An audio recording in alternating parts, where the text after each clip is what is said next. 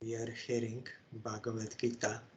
2 days ago, video got deleted by mistake, so I am again starting from chapter 13. Prakriti-Purusha-Viveka-Yoga, or the principle of the distinction between matter and spirit. Summary. This body is known as Kshetra, and he who knows this body is Kshetragya.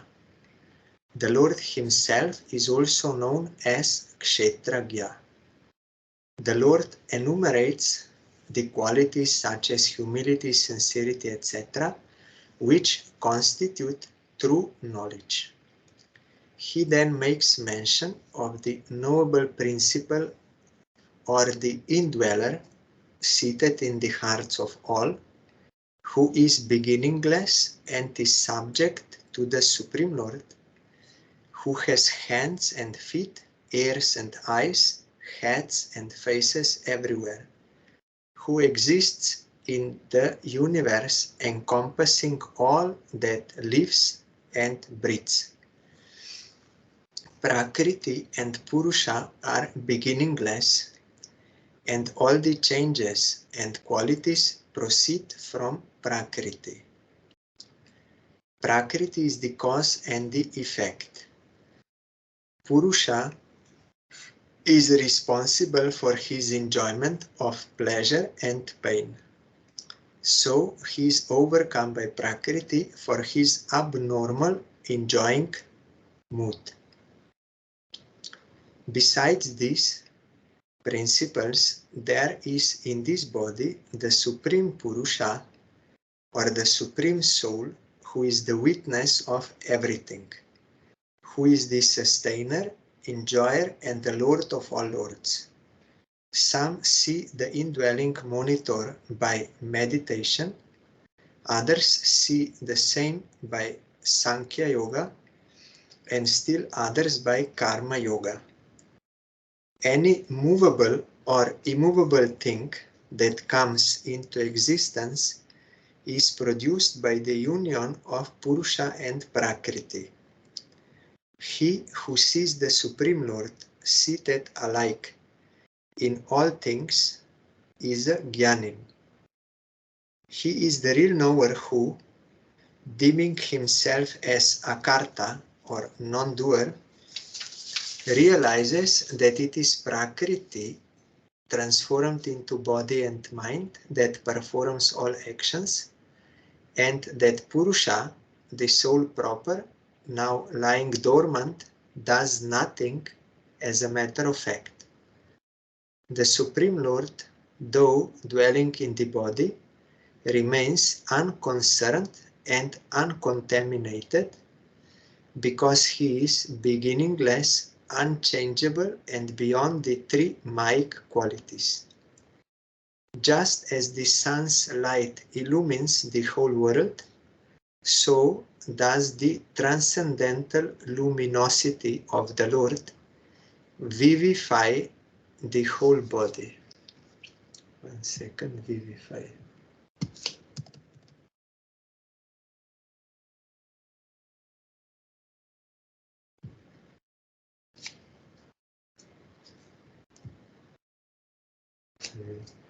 Make more lively or interesting or enliven. So, the transcendental luminosity of the Lord vivify the whole body, enliven. In the case of body, Kshetra, the knower is the Jiva, and in the case of Prakriti, the knower is Paramatman. Those that visualize with the eyes of spiritual knowledge this difference between Kshetra, body or Prakriti, and Kshetragya, soul or Paramatman, and the liberation of the Purusha Jiva from Prakriti, Gunamaya, attain the lotus feet of the Supreme Lord in his blissful abode. When we were hearing about Gajendra Moksha, there in the first verse of prayers of Gajendra, he says this. Om Namo Bhagavate Tasmai Yata Yeta Chidatmakam Purushaya Dibijaya Parashaya Vidhimahi. One who, by whose presence everything is enlivened. Without his presence nothing can work. And one who can see with the eyes of spiritual knowledge the difference between body, jiva, or Prakriti, the whole material energy, and Supreme Lord, and how jiva can be liberated from Prakriti, he will attain the lotus feet of the Supreme Lord in his blissful abode. This is Vyasadeva, he saw in his Samadhi. He saw Supreme Lord, his internal potency, then marginal potency and Maya. And those jivas who are averse to Krishna, they are enveloped by Maya. And only way to be free from Maya is when they perform their natural function of being inclined to serve Krishna. Then they can be liberated and can attain the lotus feet of Supreme Lord in his blissful abode.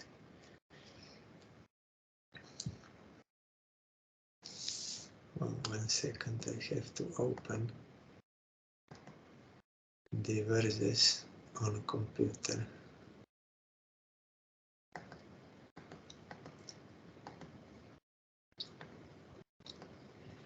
Arjuna Uvach Prakritim Purusham Chaiva Kshetram Kshetragyam Evacha Etadveditum Ichami Jnanam Gyeyam Chakeshava.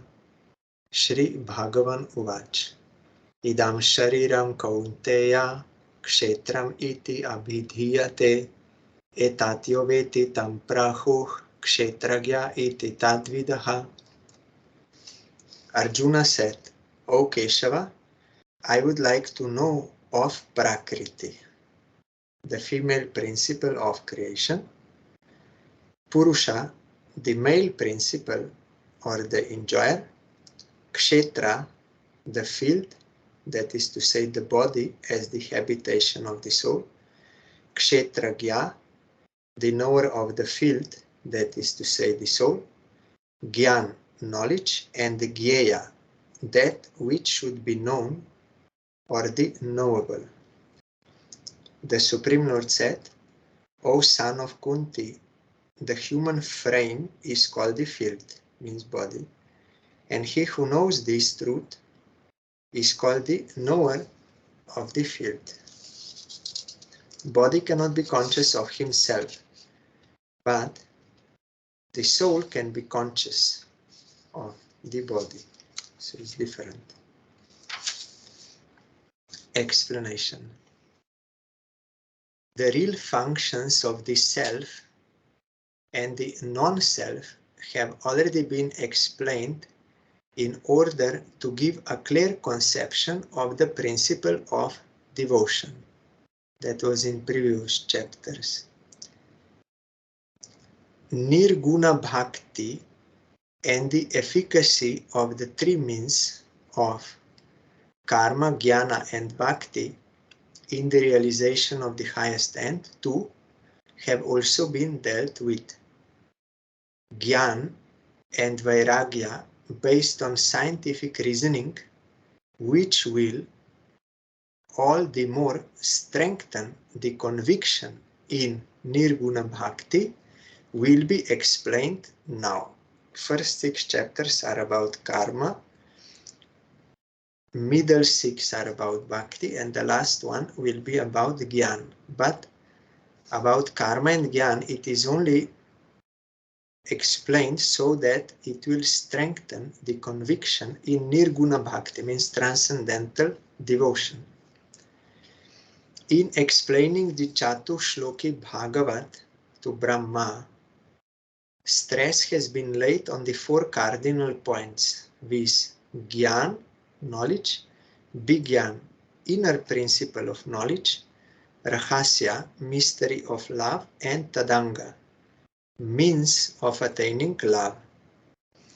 Revelation of this mystery of love depends entirely on the thorough knowledge of these four essentials.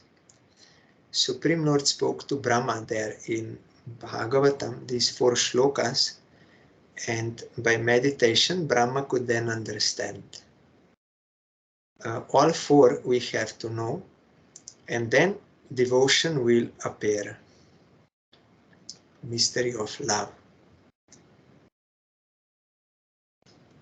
In this world, what goes by the name of love is actually lust, because it is coming out of ignorance and has selfish enjoyment as end.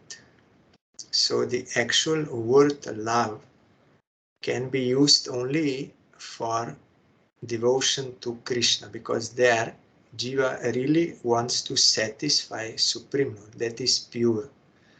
All this love, so-called love in this world, that is all perverted reflection of that principle.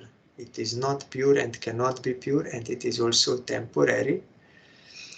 It is perverted. So that is why here it is said that the mystery of love depends entirely on the thorough knowledge of these four essentials: Gyan, Vigyan, Rahasya, and Tadanga.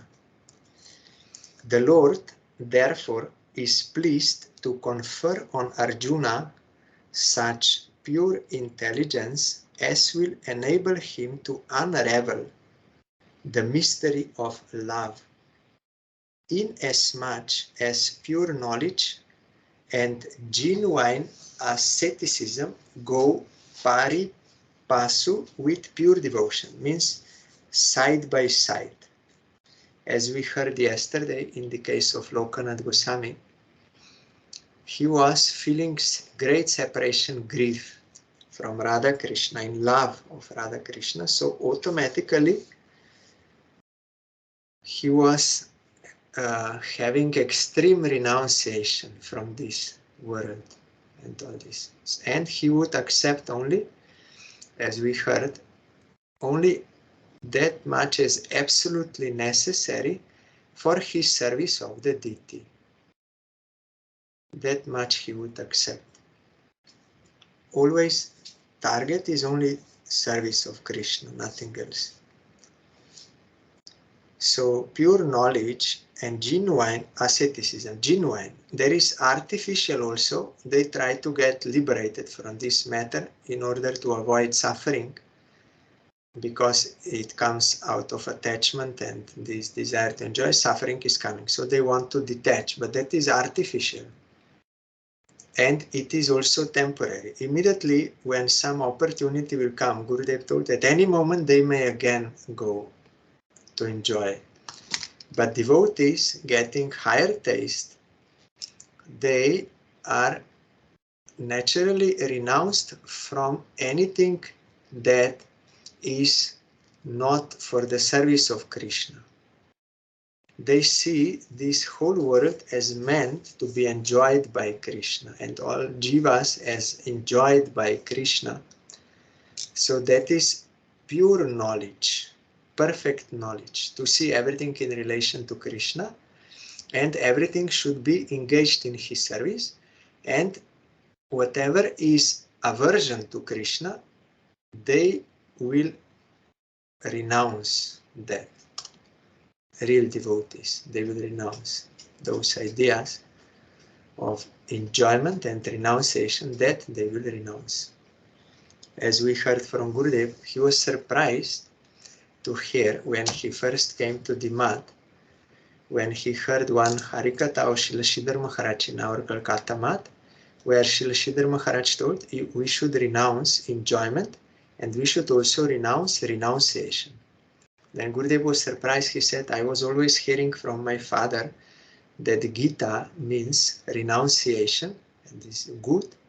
But now he's saying we should renounce also renunciation. I can understand to renounce enjoyment. That is, but this, then it is the system that if there is any Harikatha, then at the end of Harikatha, if the speaker gives chance, then the audience can ask questions in relation to the topic spoken, and then others will also hear, because they already were hearing that Harikatha, but for some other questions, they should approach separately. The Gurudev told that that is proper system, if not related to this topic. But anyway, in the Mat generally there is no question answer session. So Gurudev went to the room of Srila Sridhar Maharaj and asked him, I could not understand this, to renounce renunciation.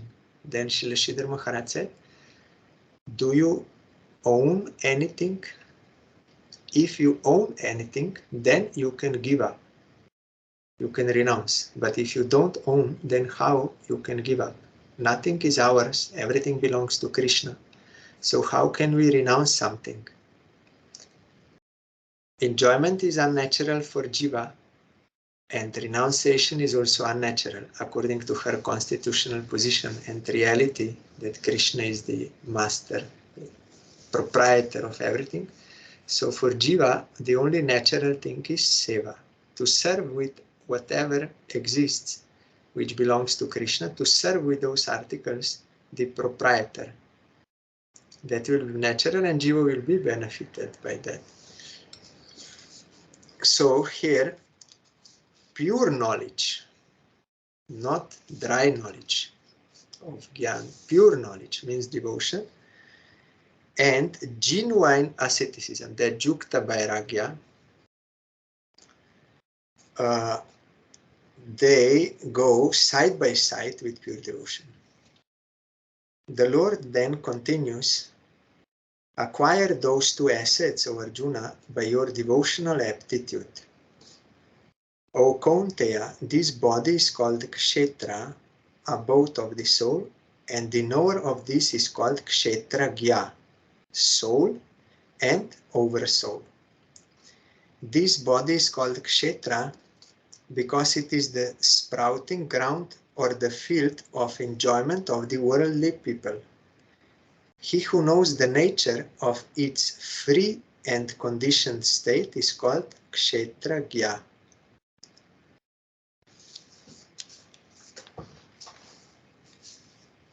When body is engaged in the service of Krishna, then it is, Jiva is liberated and body is spiritualized. When wants to enjoy, then that is conditioned state. And there we heard from Kapil Bhagavan to Mother Devahuti, mind is the cause of bondage, mind is the cause of emancipation. Here mind means consciousness, awareness, that is the thinking, feeling, willing, the qualities of the soul. When soul is attached to matter for enjoyment, then that is bondage. When soul is thinking about Krishna, is attached to Krishna, then that is liberation. A fallen jiva wrongly identifies himself with his perverted ego and is vain, means proud, to think of himself as the enjoyer of this phenomenal world, which is wrong. While a free being is not vain of his mundane relativities. He is not proud of this, has no any false ego. That is why this Trinadapi Sunichana actually means being free of all worldly egos, all vanity of worldly egos, and also Donya, humility in Sharanagati also means this, to be free from all worldly egos and know that I belong to Krishna and everything belongs to Krishna. Then there is no any chance of, or no any idea to be proud. because we are not the enjoyers or proprietors. Krishna is. And that is actually a great relief for Jiva when she realizes her relationship with Krishna. In reality, that is giving her much relief from this bondage of vanity, that I'm enjoyer, I'm this, all this. Great relief. We think the more I can get material things, the higher position I can get material, it is more better. But in reality, it is increasing the anxiety of the soul.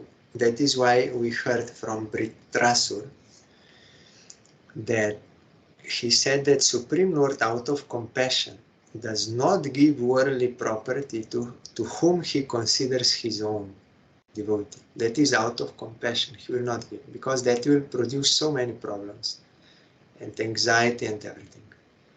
So when Jiva is in her natural position, then she is fully relieved of all that burden of false pride and gets real rest. Like Pingala, we will hear in Bhagavatam. She was a prostitute, but by some good fortune, she could realize that that is not good, and she gave up all those desires. And that night, it is written there in Bhagavatam, that night she could get sound sleep. Because all these non-eternal desires, they are making us always anxious, and we cannot sleep. But when one is free of all these desires which are emerging from false ego, then one will get real relief, peace of mind.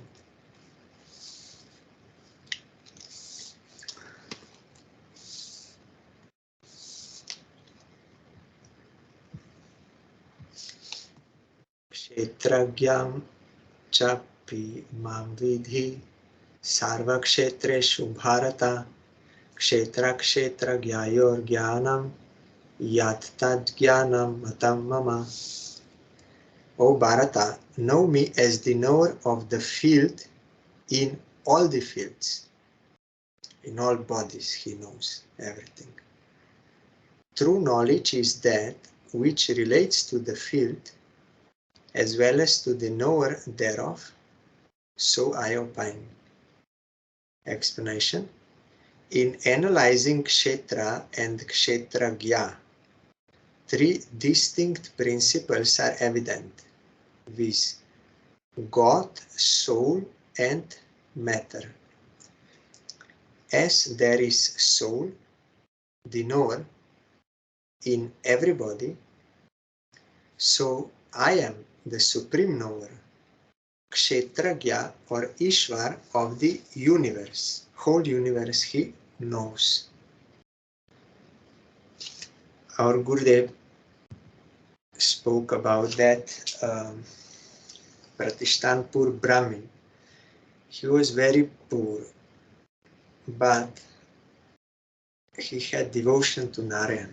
So because he had no money, nothing, he used to offer nice eatables to Narayan mentally and on golden plate. He never saw gold, but in mind he was offering on golden plate. And one day he made a very nice kheer with first class rice, first class ghee, first class milk, sugar, camphor, lychee means cardamom, and those things he put, and he made a first class kheer, and he was offering to Narayan, but he was afraid. I just cooked everything he was doing in mind, and he thought it is now very hot. So he tried with his finger, not with putting nails inside, no, with the outer portion of finger, not with nails. You should not try like this. to put inside. You can with this side or something, but not put nail, because nail will make contaminated. He tried, and then in his meditation it was very hot, and also his finger here got burnt. He got pain. Just to show that that meditation was real meditation. And Narayan was smiling in Vaikuntha. And Lakshmi was asking why you are smiling. Then he said, because one, my devotee, he offered me kheer today, and he tried whether it is hot, and he got burnt. But there was no kheer. He was doing mentally. He got burnt, so I'm smiling. But he is my devotee. He really wanted to satisfy me. So he immediately ordered Garuda to go and pick that Brahmin and take him to Vaikuntha. So Gurudev said there is no obstacle in devotion. Even if you are very poor, you can mentally offer, and Bhagavan will accept that. And Gurudev also told me, even if you are very poor, you can still go to Dham. You can go mentally there. You can think of Dham. You can go mentally.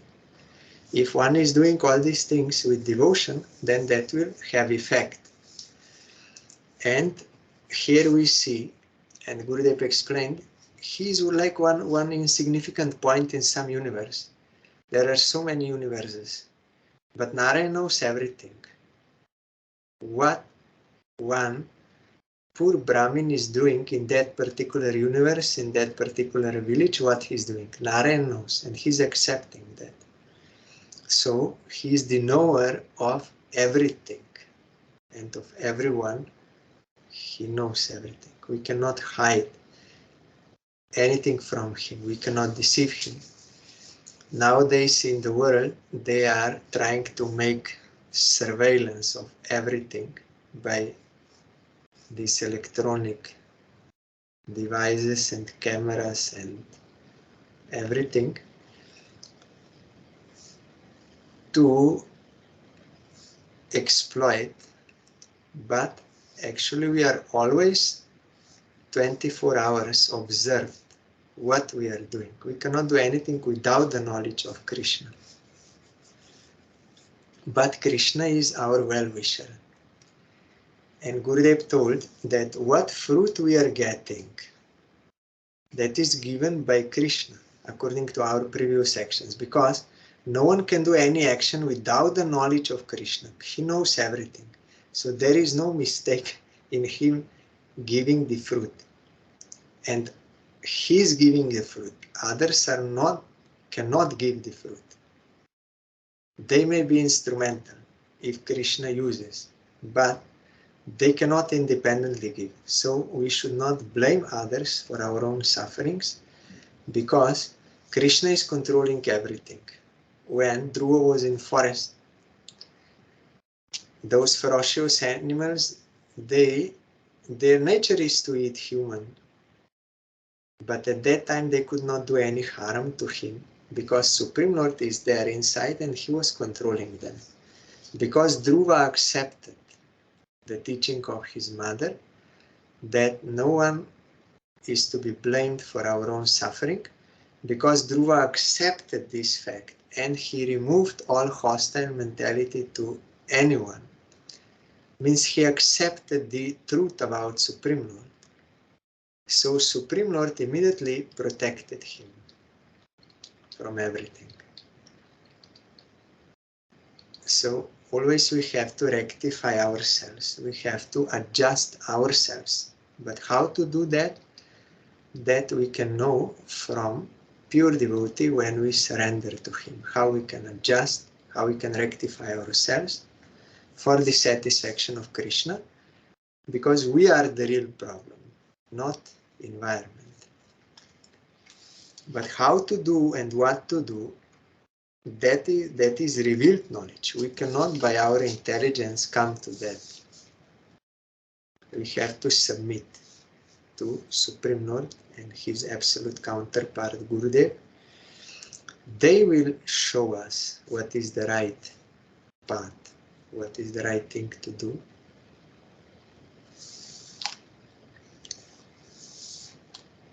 So I am the supreme knower, Kshetragya or Ishwar of the universe. He knows everything. By my lordly power, I am the oversoul or Paramatma, the prime knower of all Kshetragyas and the universe.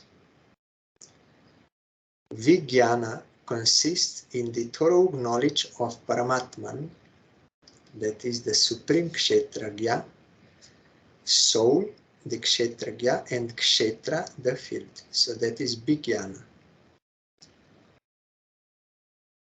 To know Paramatma, Atma, and body.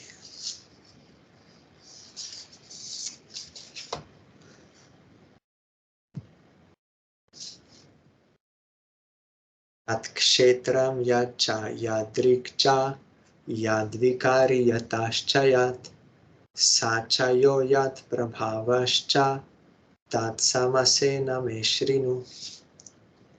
What that field is, what it is like, how modified, whence it is, and who that knower of the field is, and what his power is, all this, O Arjuna, now hear from me in brief. Rishibir bahudha gitam chandobhir vividaish pritak brahmasutra padaischaiva hetumadbhir vinishchitai. The principle of kshetra has been sung in diverse ways by the rishis, mentioned in various ways by the different Vedas, and established as conclusive truth with perfect reasoning in the Brahma Sutras. Explanation. The principle of kshetra has been sung in diverse ways by the rishis of old in the Smritis, that is Puranas, by sages like Vashishta in the Yoga Shastras, by the saints like Vedavyas in the Brahma Sutras, or divine aphorisms of the Vedanta established as conclusive truth with perfect reasoning in their favor. So in Vedanta, that final conclusion, Siddhanta, is given, and also along with that, reasoning is given in their favor, in the favor of Siddhanta. Because there are three types of evidence. Shabda, transcendental sound, which is perfect. Then Anuman, reasoning, and Pratyaksha, direct perception. So of all these, only Shabda is independently as evidence. And reasoning and Pratyaksha, perception by these material senses, can also be used as evidences, auxiliary, like assisting, when they are in favor of Shabda, Brahma, the transcendental sound. Like, for example, our Gurudev, Parangurudev gave that no one wants to die. So who has that desire to remain eternal? This body is non-eternal. So by logic, non-eternal thing cannot have the desire to remain eternally. So there must be someone who is eternal, who desires eternal existence, and who wants to know, and who wants to be happy. So that is Satchidananda. And these are not the properties of the body. So there must be some soul. So this is like reasoning and direct perception, which are in support of scriptural evidence that there is such a thing as soul, which is Satchidananda. So reasoning and Pratyaksha, they can be accepted when they are supporting the conclusion of revelation, revealed knowledge. As for example, Atato Brahma Jigyasa has the following reasons in its favor, with Ikshaterna Shabdam Anandamayo Abhyasat. These are different verses from there. In Brahma Sutra, first there was Purva Mimamsa, prior investigation. That was in matter, in karma. After fulfilling all that, then there was Uttara Mimamsa, further or later investigation. This later investigation is Brahma Sutra, and it starts thereafter, means after that karma and these things. Now it is the time to inquire about the transcendental truth, absolute truth.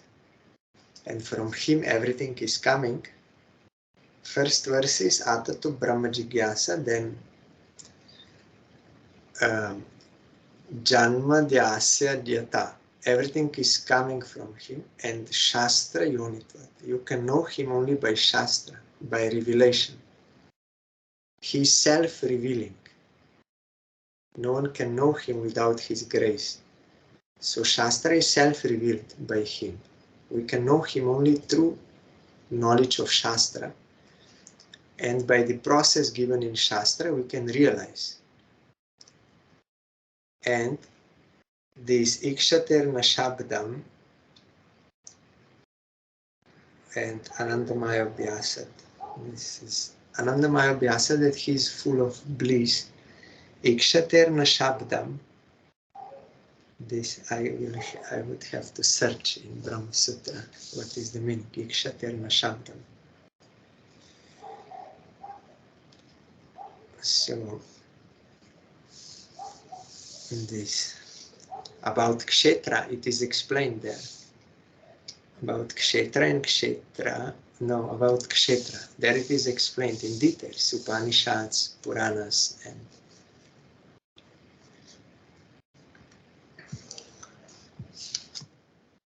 Mahabhutani Ahankaro Buddhir Avyaktam Evacha Indriyani Dashekam Cha Panchachendriya Gocharaha Ichadvesha Sukam Dukham Sangatas Chetana Tritihi Etat Kshetram Samasena Savikaram Udahritam.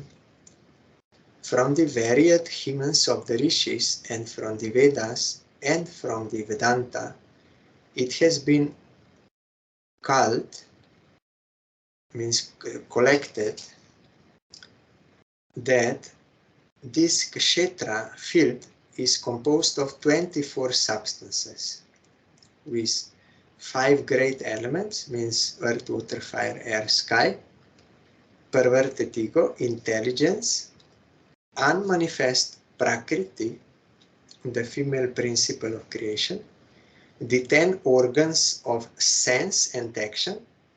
They are Pancha Karmendriya and Gyanendriya.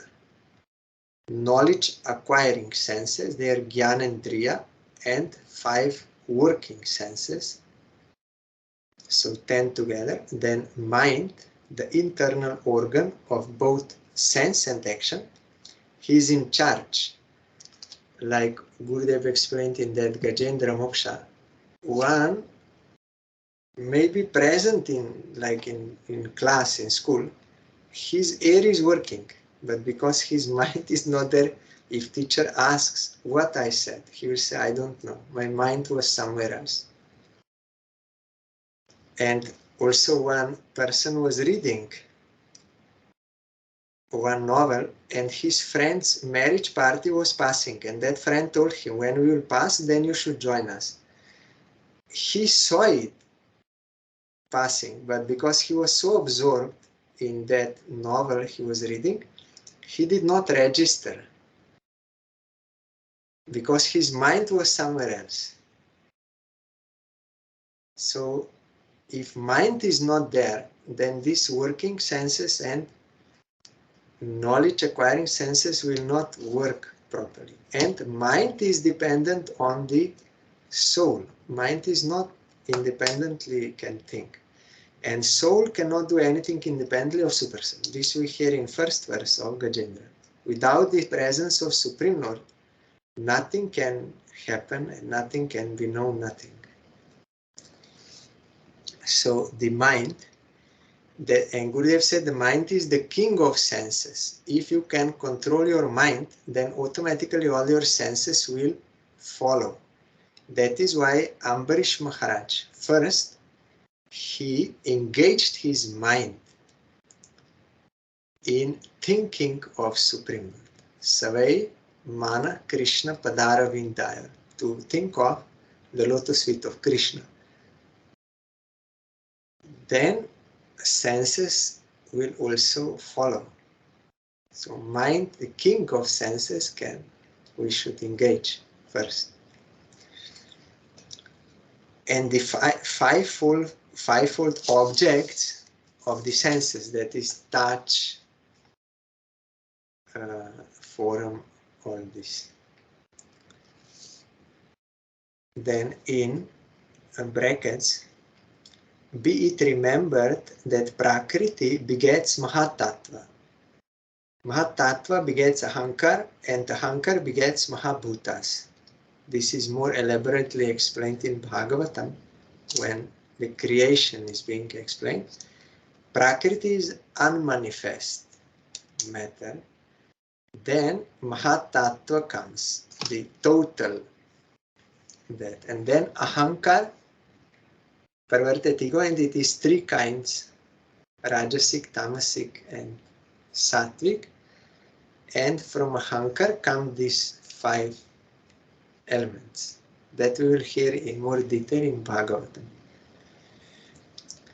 Desire and hatred, raga and dvesh. That is what we want and what we don't want. We want to avoid. Pleasure and pain, the transformation of the 5 great elements into the embodied frame. Intelligence and firmness, constituting the mind. These are, in brief, the modifications characteristic of kshetra, means body and mind, with its birth, death, fear, and hunger, etc. So this is all related to the body.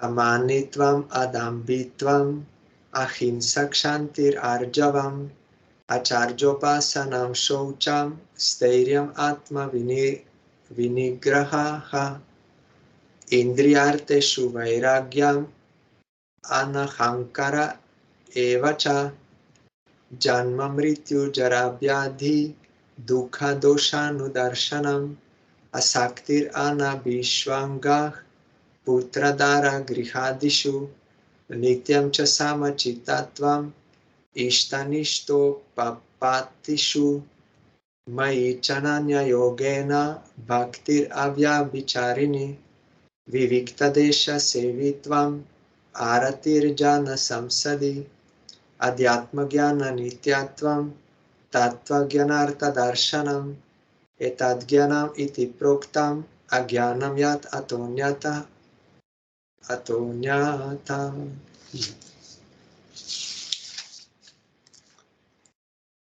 20 kinds of remedies have been suggested for the vitiation of the body and mind.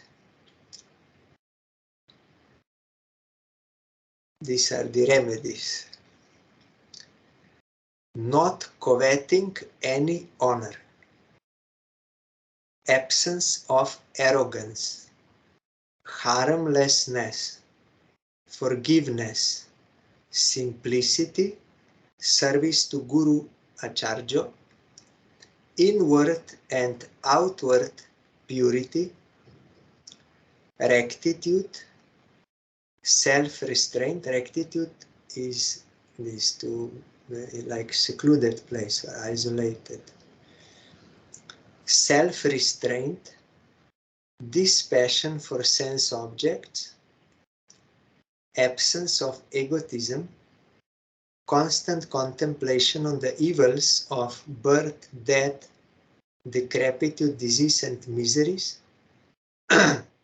Decrepitude means old age. So all the time we have to think about this, the consequences of this, so that we will be inspired to get liberated from this. Non-attachment for friends and relatives, absence of affinity for the son, the wife, home, or kin, constant balance of mind at the approach of desirable and undesirable events. So you are balanced, whatever is happening in this world. Those who are devotees, they see it is by the will of Krishna and it is for the good of all. So he can be balanced all the time in any event. Because nothing is outside of control of Krishna. And he is giving the fruits of actions of all for their lesson. Unadulterated and unflinching faith in and devotion to me, resort to a sequestered place. This yes, then maybe that was not rectitude. I see once. Rectitude. Yes, sorry, because yesterday I was seeing this word. Rectitude does not mean seclusion, but means morally correct behavior or thinking, righteousness. This is rectitude. So like Prahlad Maharaj, he was well versed in moral correct behavior or thinking, righteousness. He would respect everyone appropriately, seniors, juniors, father, mother, everything. So that is morally correct behavior. So this is helpful, this is remedy. And this resort to a sequestered place, this means in like isolation, seclusion, like this. Then apathy for tumultuous place, like big cities and this. Steadiness in spiritual knowledge of self and of Godhead, and search after the eternal bliss as the end of spiritual knowledge. All these are to be regarded as true knowledge, although the ignorant may think otherwise, and all else as ignorance. So only these things are actual true knowledge that will help us get what we want, what we need. And everything else which is deviation from this is actually ignorance. It will harm us. So all this we have to develop. Explanation of this, unalloyed devotion to the Supreme Lord stands foremost, and the rest as accessories which serve to purge the kshetra of its foreign dirt and make it an immaculate plain for the spiritual sports of the Supreme Lord Shri Krishna and his eternal consort, the goddess of Bhakti. So, pure devotion to Supreme Lord is the best. All others are accessories, like they are assisting, and they are accessories which serve to purge the kshetra of its foreign dirt and make it an immaculate plain for the spiritual sports. When one is engaged in the service of Krishna, then those senses and mind and Atma and everything is purified in its proper natural function. Chetodarpana Marjanam is one thing, and also at the end, Sarvatma Snapanam. Because purity means when one thing is in its natural state. When it is unnatural, that is, some dirt is on them. Bhaktivinoda Thakur explains. So, Jiva is by nature eternal servant of Krishna, and her nature is to serve Krishna.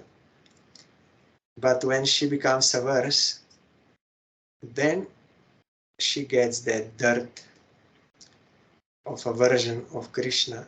So that dirt has to be removed. Like magnet is there and iron is there. The nature of iron is to be attracted to magnet. The magnet is to, eternal nature is to attract iron. But if we don't see this nature, it means there is some rust on the iron. So this nature is not manifest. But immediately when you remove the iron, then the rust from the iron, then iron will manifest its natural nature and will run towards magnet. Prahlad Maharaj told in Bhagavatam to Sanda and Tamarka, no one spoiled my mind. It is by my nature. Supreme Lord is such that he is all attractive, and it is my nature to be attracted to him. No one taught me this. This is natural. It is not to be taught or given.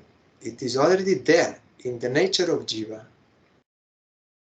But when Jiva is in unnatural position due to misuse of her relative independence, then that is not seen.